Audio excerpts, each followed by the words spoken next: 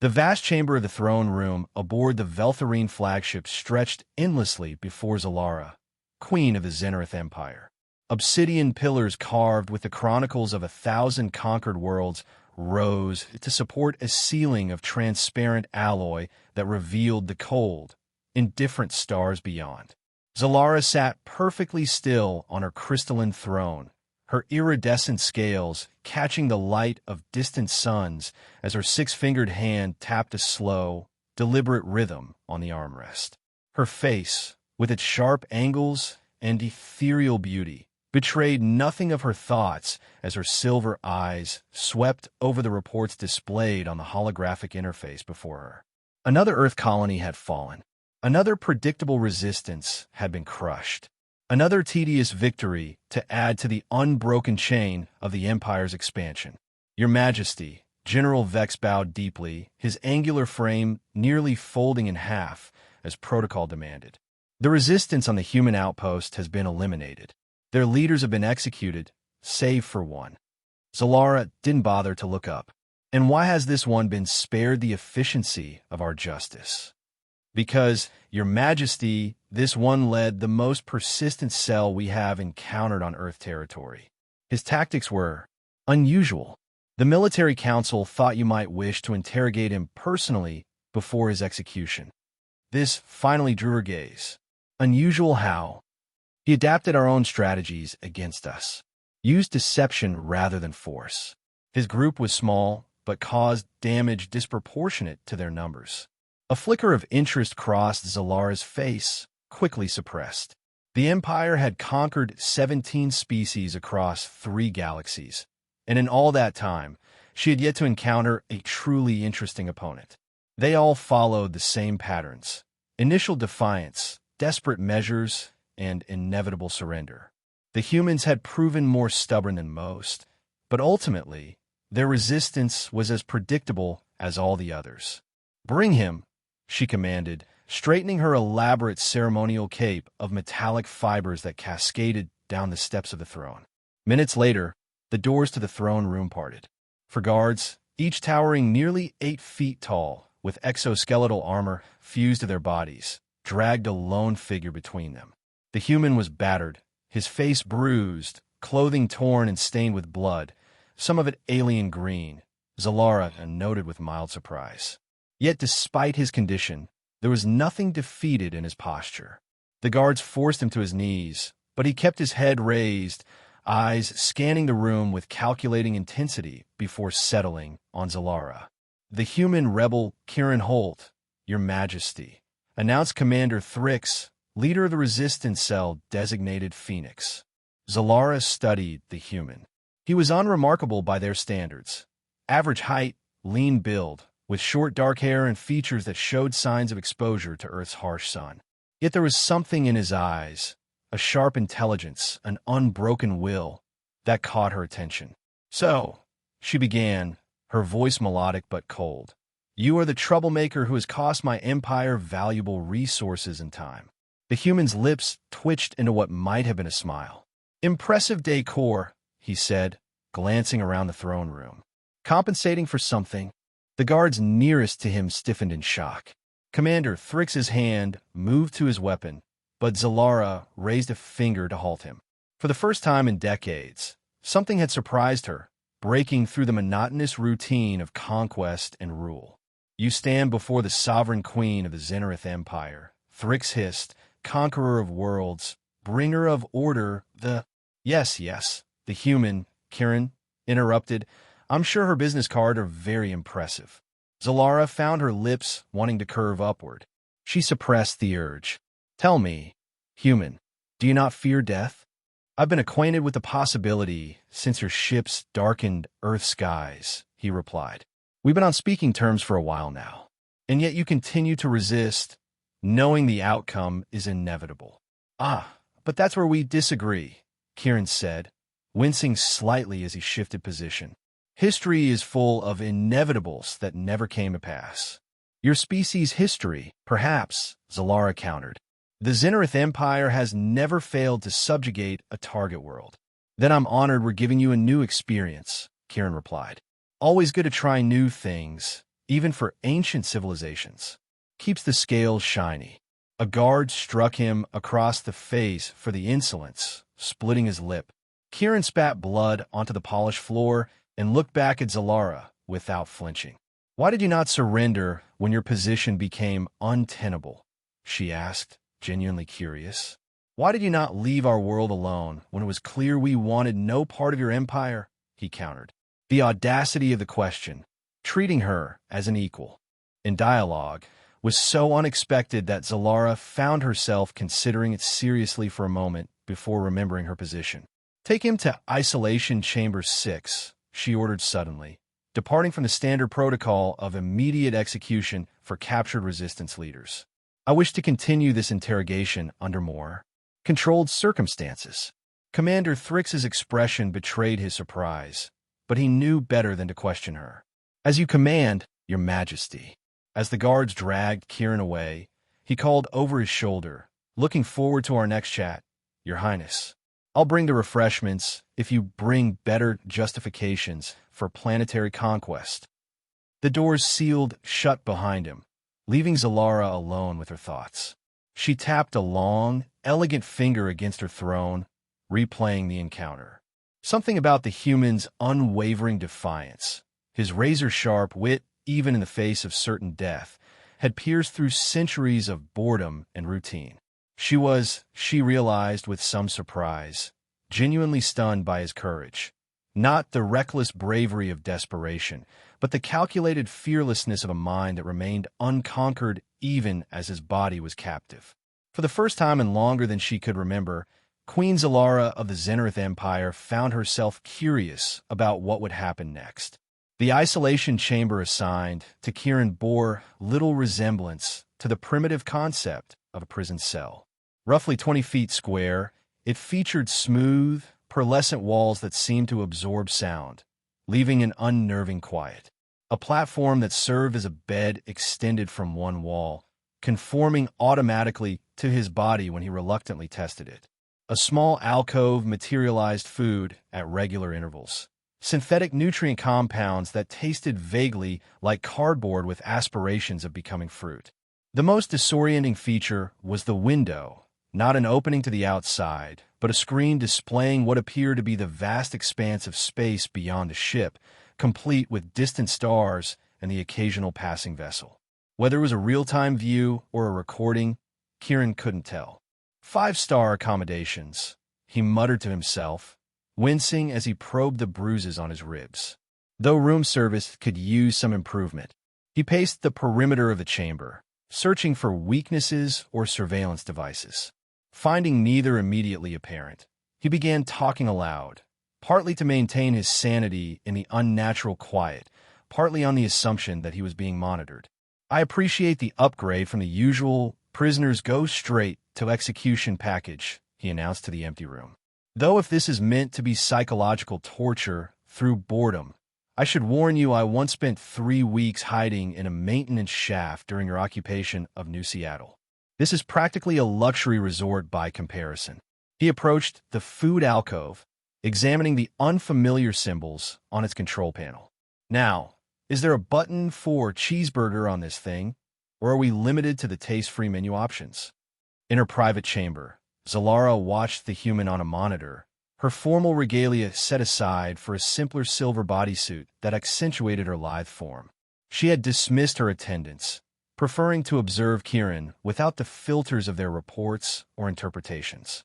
She had expected to see him succumb to despair or rage when left alone, the typical pattern of capture resistance fighters. Instead, he maintained a composed demeanor, interspersed with that same sardonic humor he had displayed in the throne room. Even more intriguing, he was methodically exploring his environment, testing boundaries, and cataloging information. "Computer, enhance audio," she commanded.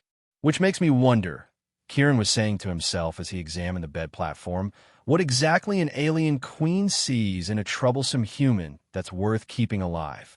Fascinating conversation, my charming personality, or just the novelty of someone who doesn't cower or fawn?" Zalara's lips thinned. The human was more perceptive than she had anticipated. 3 hours later, Having observed Kieran's continued adaptability and peculiar resilience, Zalara made a decision that surprised even herself. She would speak with him directly, without the formality or audience of the throne room. Something about this human had awakened a curiosity she had thought long dormant. She selected attire more practical than her royal regalia, but still befitting her station. A sleek metallic bodysuit overlaid with a deep blue cape that signified her royal status. No crown, but her natural presence was commanding enough. The guard stationed outside the isolation chamber snapped to attention as she approached. "Leave us," she ordered. "Remain at the end of the corridor and do not interrupt unless summoned." "Your Majesty," the senior guard protested, "protocol requires." "I am well aware of protocol, Officer Lenz. I wrote most of it." Her silver eyes narrowed. "Are you suggesting the Queen of the Zenith Empire cannot handle one injured human?" The guard bowed deeply. "No, Your Majesty.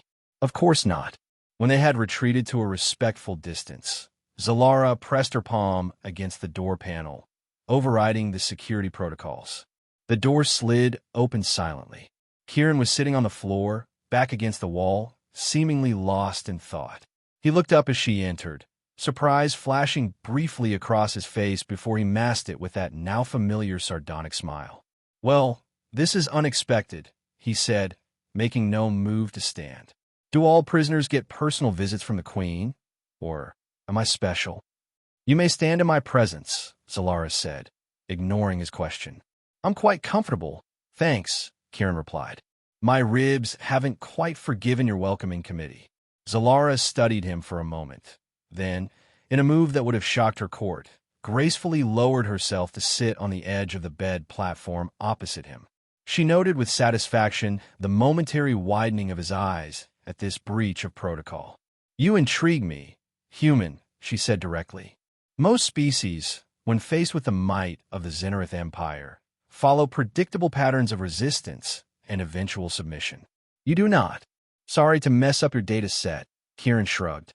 "We humans have a bad habit of being unpredictable. Makes us terrible dinner guests, but excellent survivors." "Your survival is entirely at my discretion," Zalara reminded him. "And yet here I am, having a chat instead of decorating your ship's exterior," Kieran countered. "Which brings me back to my original question. Why?" Zalara considered how much to reveal. "Let's call it scientific curiosity. Your resistance cell employed tactics we had not encountered before. I wish to understand how you think." So I'm a lab specimen now, moving up in the world." "You fail to grasp your position, human," Zalara said coldly. "You live because I find your perspectives temporarily valuable. That value has limits." "Actually, I grasp my position perfectly," Kieran said, his voice losing some of its lightness.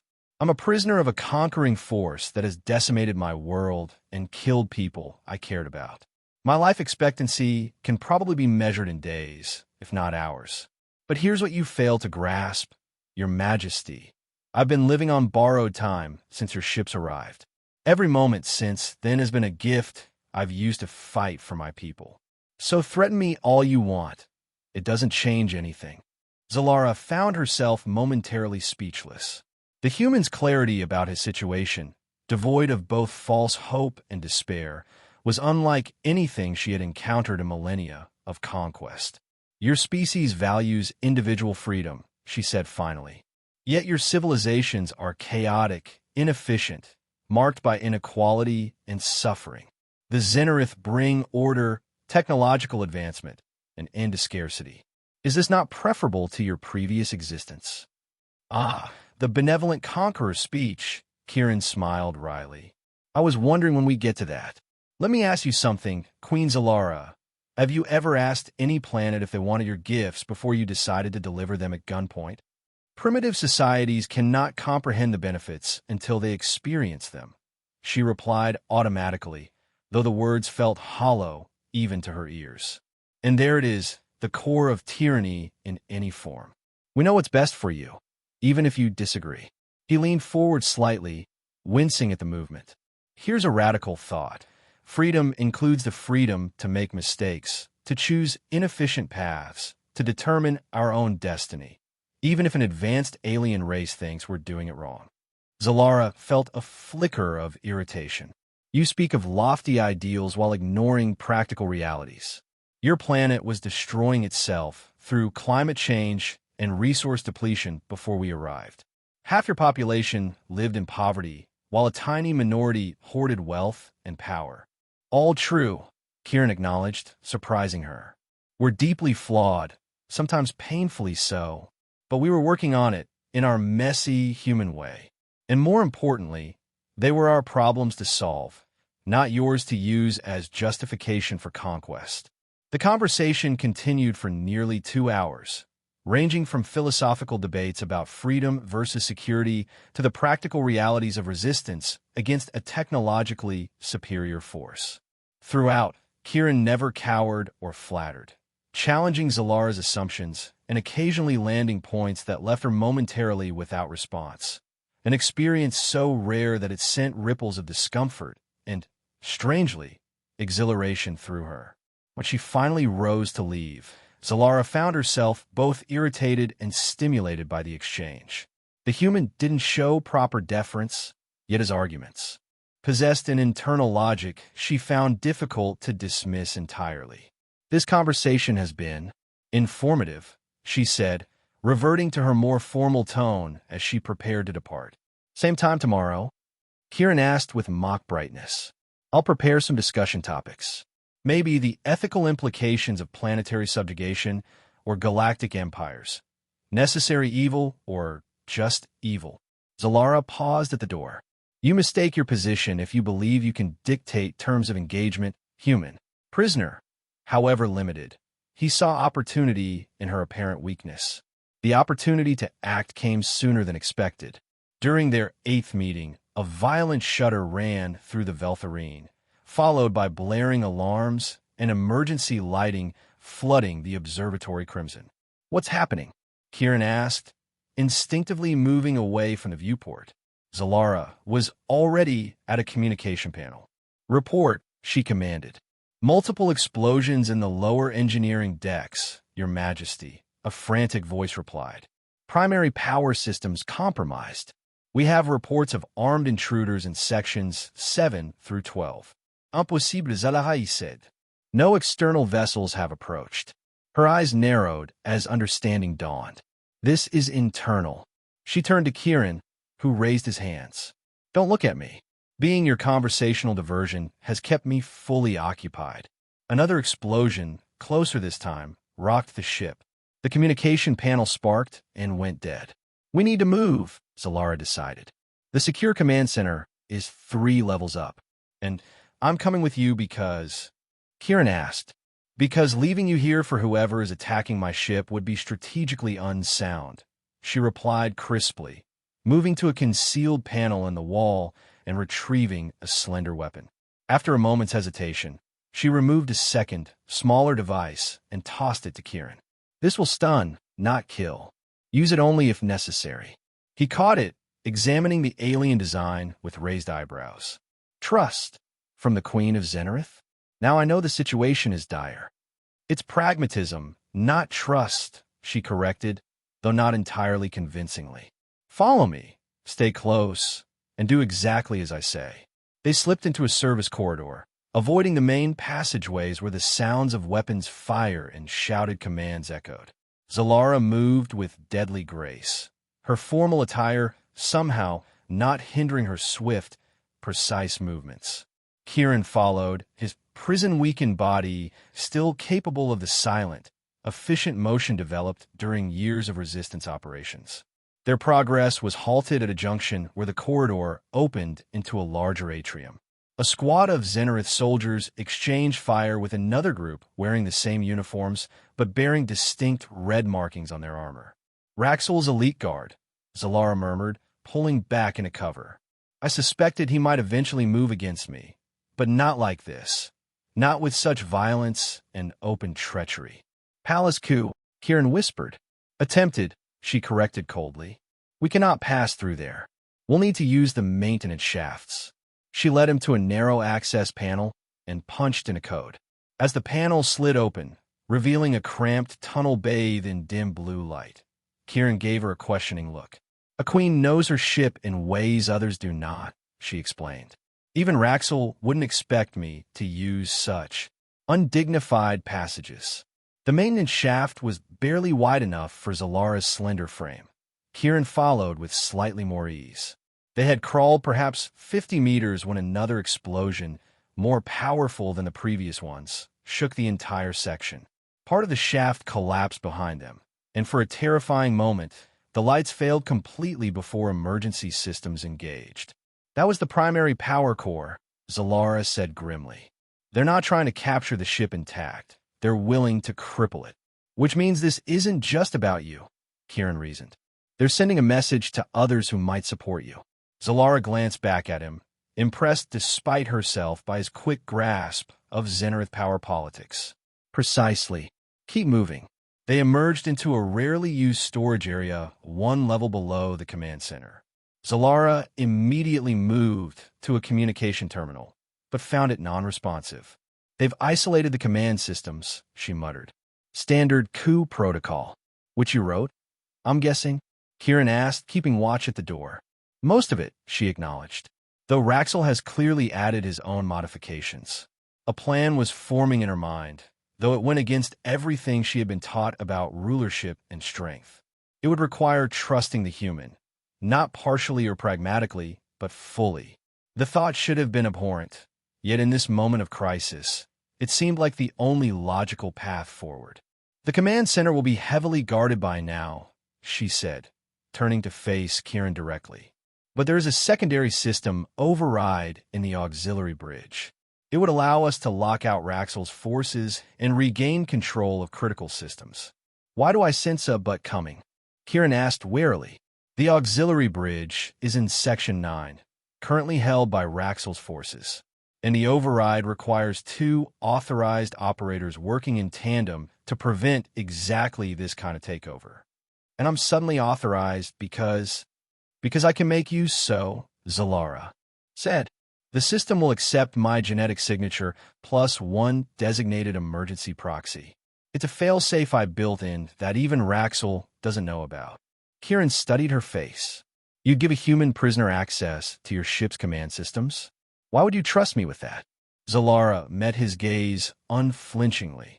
Because in the past 14 days, you have shown more honor as my prisoner than Raxel has in centuries as my commander. And because pragmatically, your best chance of survival is with me, not with those trying to overthrow me. It was the closest thing to a personal acknowledgement she had ever given him. For a moment, Kieran was silent, weighing options that Zalara could only guess at. Was he calculating whether Raxel might offer him freedom in exchange for information about her? Considering whether this chaos might provide an opportunity to escape the ship entirely? Finally, he gave a short nod. All right, Your Majesty. Let's save your throne. The journey to Section 9 required traversing areas of active combat.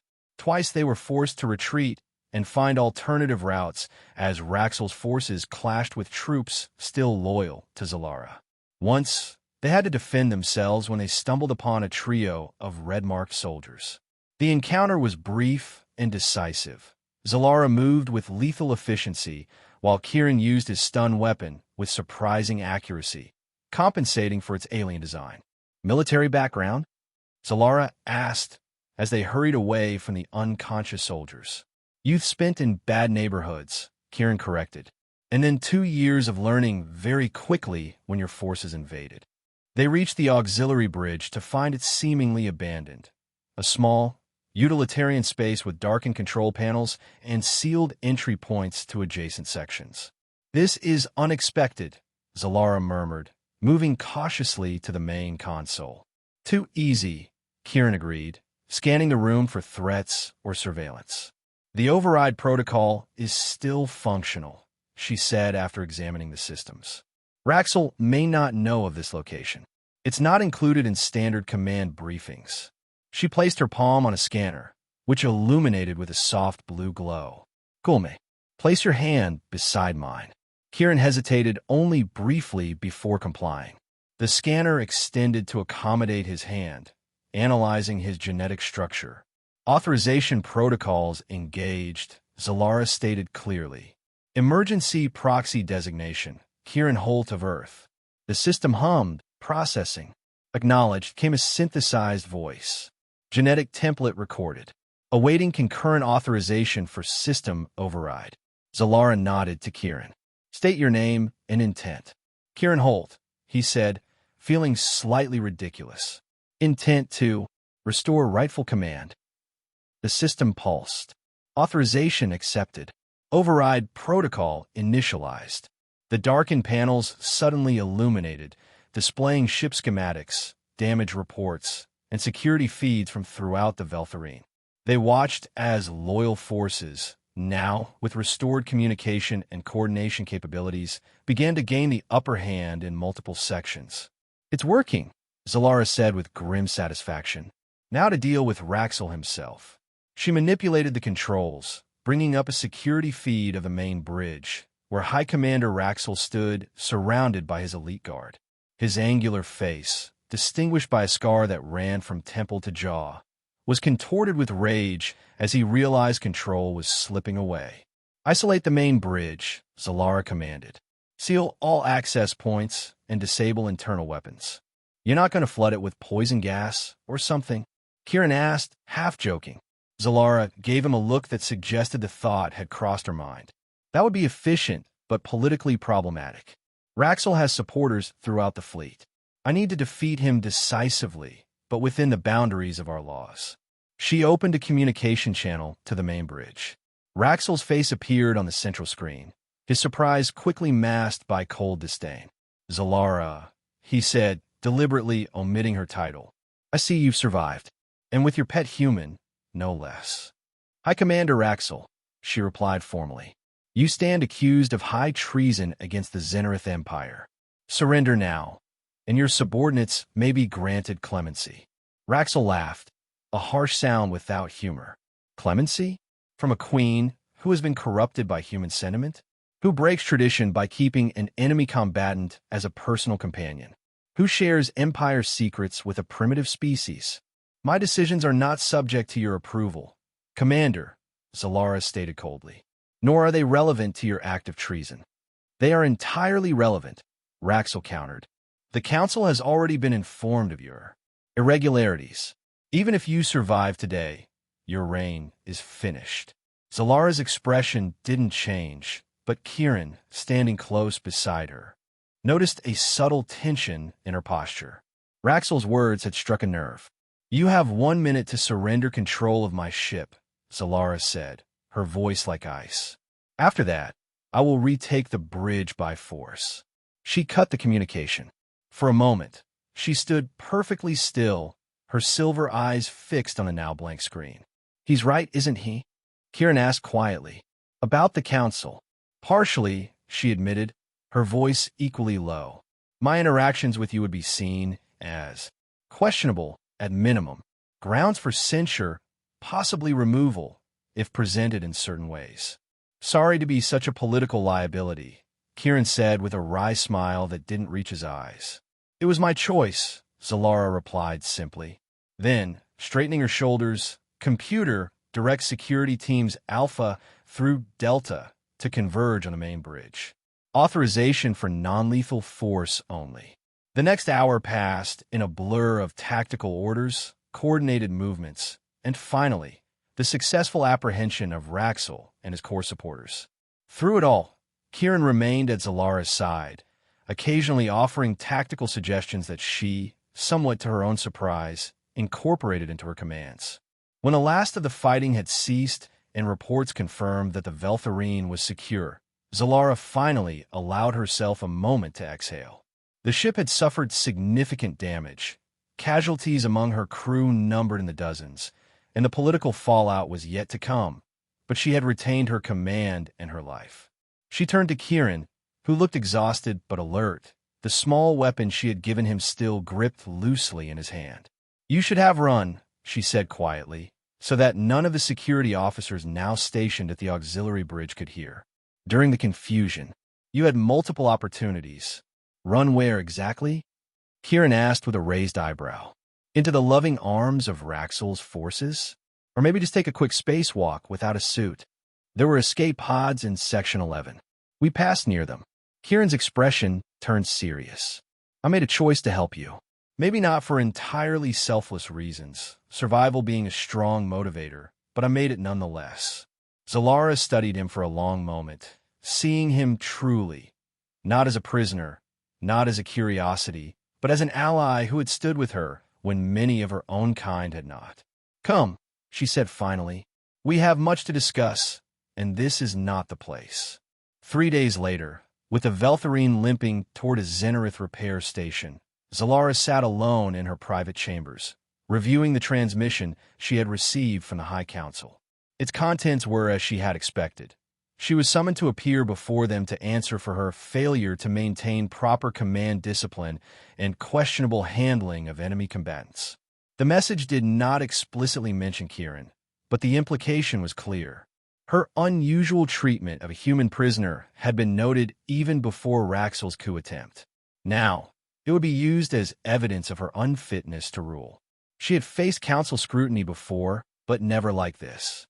Always in the past, she had been the exemplary queen, cold, efficient, ruthless when necessary. She had written the playbook on imperial governance that others followed. Now, she found herself unable to regret the very actions that had placed her position in jeopardy. A soft chime indicated someone at her door. "Enter," she commanded, setting aside the council's message. Kieran stepped in, looking markedly better than he had days earlier. He had been provided with clean clothing, Xenarith attire adapted to human proportions, and his wounds had been treated by the ship's medical technology. He still moved with the slight caution of someone not fully recovered, but there was a steadiness to him that hadn't been there before. "You summoned me, Your Majesty?" he asked, with just enough emphasis on the title to make it border on ironic. "I did," Zalara confirmed, gesturing to a seat opposite her. When he had taken it, she continued directly. "The situation has changed. I have been called to appear before the High Council to answer for my actions, including those regarding you." "Ah," Kieran nodded. "The political fallout you anticipated." "Yes. The outcomes are limited and largely predictable." She rose, moving to the viewport that displayed the stars beyond. "I will be removed from command, possibly executed if Raxel supporters on the council hold sufficient influence. You will be interrogated extensively and then executed as an enemy combatant." "Not the most optimistic forecast," Kieran remarked dryly. "Are there alternatives you haven't mentioned?" Zalara turned to face him. "One, it would be unprecedented." She paused, choosing her words carefully. "The Veltharine is still 3 days from the nearest Xenarith outpost. There is a small scout vessel in Launch Bay 17. It possesses limited weaponry, but excellent stealth capabilities and enough range to reach the outer territories." Understanding dawned on Kieran's face. "You're suggesting escape?" "Both of us." Zalara's silver eyes met his steadily. "Yes. You'd abandon your empire? Your throne? Everything you've built over how many centuries?" "Millennia," she corrected quietly. "And yes, the alternative is to face a council that has already decided my fate." Kieran leaned forward, studying her with intensity. "Why? A few weeks ago, you were the perfect embodiment of Xenarith power and ideology. What changed?" Zalara was silent for a long moment, her gaze drifting back to the stars. When she spoke, her voice carried a weight Kieran hadn't heard before.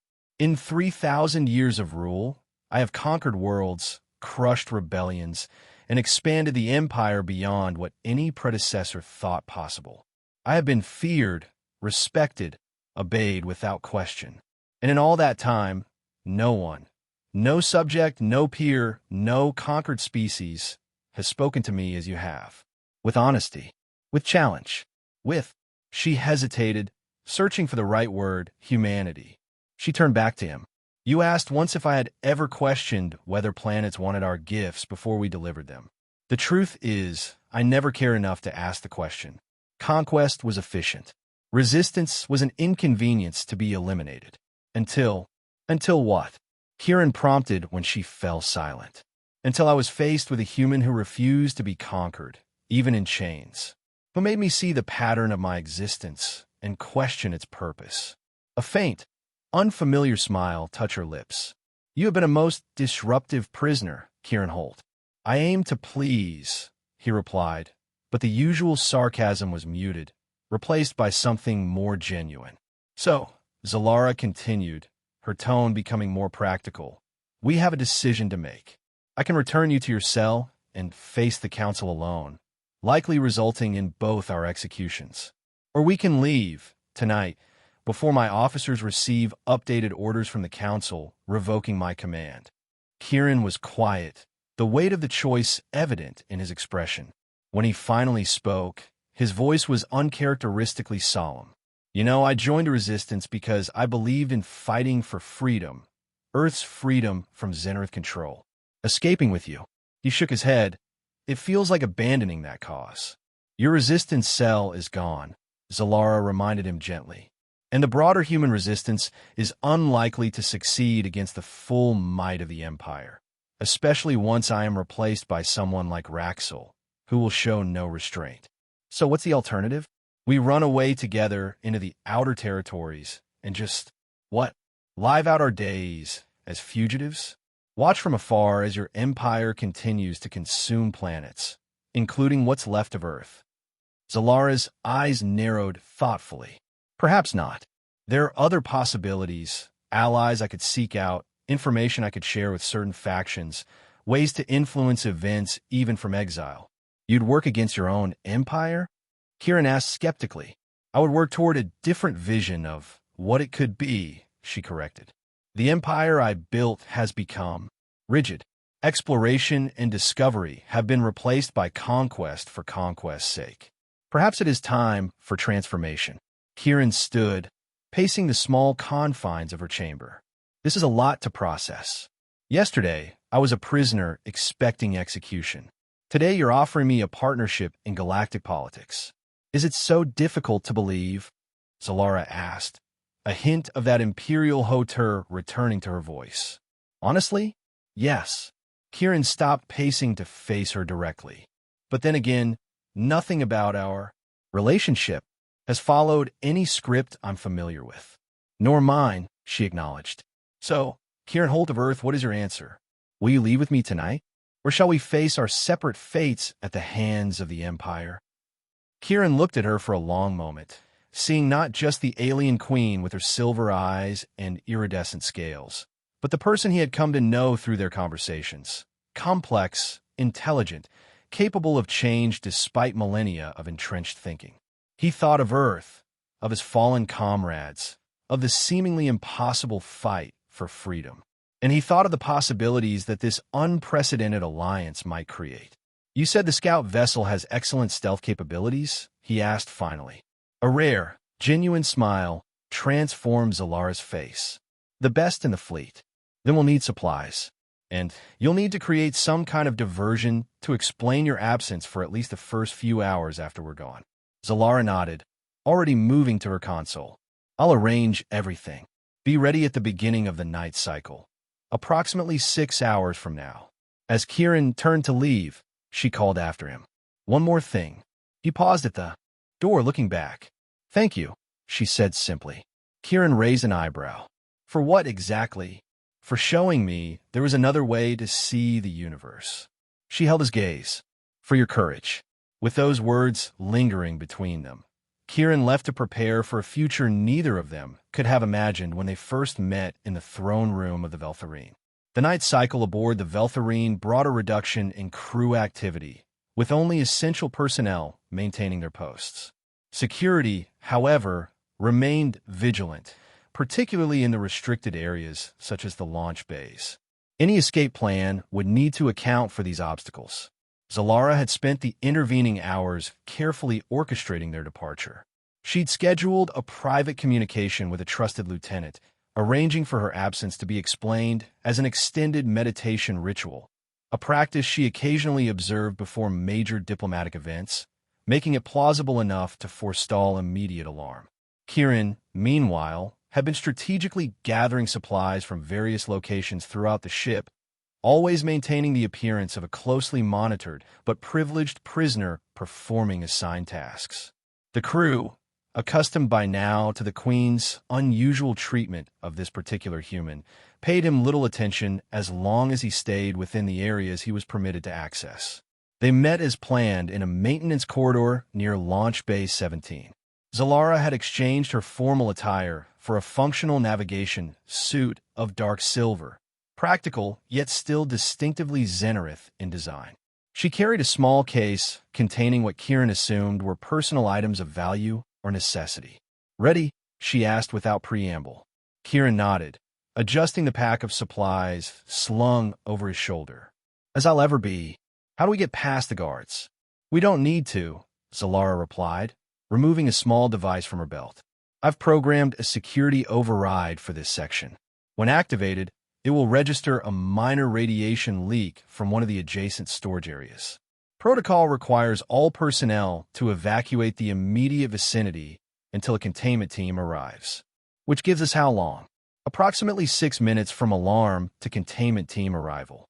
More than sufficient." Kieran raised an eyebrow. "You've thought of everything." "I've had 3,000 years to perfect contingency planning," she replied with the faintest hint of a smile. "Though I admit, I never anticipated needing this particular scenario." She activated the device. Moments later, warning lights pulsed throughout the corridor, and a calm voice announced, "Security alert. Level 2 radiation anomaly detected in Section 6B. All personnel evacuate immediately. Containment team has been dispatched." They watched through a small viewport as the guards at the launch bay entrance consulted briefly before following protocol and withdrawing to a safe distance. The moment they disappeared around a corner, Zalara moved swiftly to the entry panel, placed her palm against it, and overrode the security lockdown. The doors slid open silently, revealing a cavernous space containing various small vessels. Zalara led the way directly to a sleek craft positioned near the launch tubes. Unlike the bulky, aggressive lines of standard Zenith military vessels, this scout ship had a smooth, curved design that suggested speed and stealth rather than firepower. "Beautiful," Kieran murmured as they approached. "And soon to be officially decommissioned," Zalara added. "Its absence won't be noted in any inventory for at least 72 hours. They boarded quickly, Zalara taking the pilot's position while Kieran stored their supplies in the designated compartments. The interior was compact but efficiently designed, with 2 seats at the control console and a small living area behind them containing minimal accommodations for extended journeys. "You know how to fly this thing, I assume?" Kieran asked, settling into the co-pilot's seat. "I designed the prototype," Zalara replied, her fingers dancing across the control surfaces with practiced ease. "Though it has been some time since I personally piloted a vessel." The ship hummed to life around them, systems engaging in a sequence that suggested Zalara had already prepared the craft for immediate departure. Displays illuminated with navigational data, system diagnostics, and exterior views of the launch bay. 3 minutes until the containment team arrives, Kieran noted, glancing at a chronometer on the console. "We'll be gone in 2, Zalara assured him. She activated the communication system. "Launch control. This is Royal Scout Vessel Shadowstrider requesting emergency departure authorization. Security Protocol Omega 39. A confused voice responded after a brief delay. "Your Majesty? We weren't informed of any scheduled departures for the Royal Scout." "It is not scheduled, Lieutenant. It is an emergency response to intelligence just received. Authorization code Zenith Alpha 736. There was another pause, longer this time, as the controller presumably verified the high-level authorization code. Finally, authorization confirmed, Your Majesty. Launch Tube 4 is being prepared for your departure. May I ask the nature of your mission?" "You may not," Zalara replied with perfect imperial coldness. "This channel will now close. Hail, Zenith." She cut the communication before the controller could respond and turned to Kieran with a raised eyebrow. Useful, still being queen. The launch tube ahead of them began to open, revealing the star-scattered darkness of space beyond. Zalara guided the scout ship forward with deft precision, aligning it with the tube as automatic clamps engaged to position them for launch. "Last chance to change your mind," she said quietly, her fingers poised over the final launch sequence. Kieran looked at her, at the stars visible through the viewports, and thought briefly of Earth, so distant now, both physically and in his thoughts. "Let's go," he said simply. Zalara activated the launch sequence. The clamps released, and the scout ship shot forward into space, accelerating rapidly away from the massive Veltharine. Within moments, they were clear of the flagship's immediate sensor range. "Engaging stealth systems," Zalara announced, activating a complex sequence that caused the exterior of the vessel to shimmer slightly before settling into a state that somehow seemed to bend light around its surface. And setting course for the Caladan Drift, a nebula region at the edge of Empire territory. "We can regroup there before deciding our next destination." As the stars blurred around them with the activation of the faster-than-light drive, Kieran felt a strange mixture of emotions. Loss for the world and cause he was leaving behind, uncertainty about the future he was hurtling toward, and an unexpected sense of liberation.